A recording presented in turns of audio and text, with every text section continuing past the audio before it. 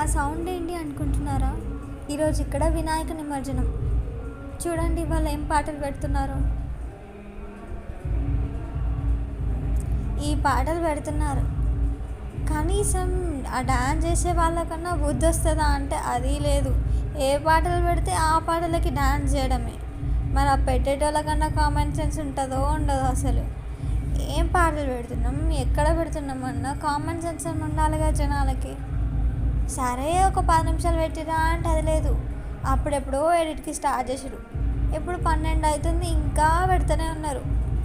ఇంచన్నా కదిలిందో కదిలేదేదో ఆ ట్రాక్టరు.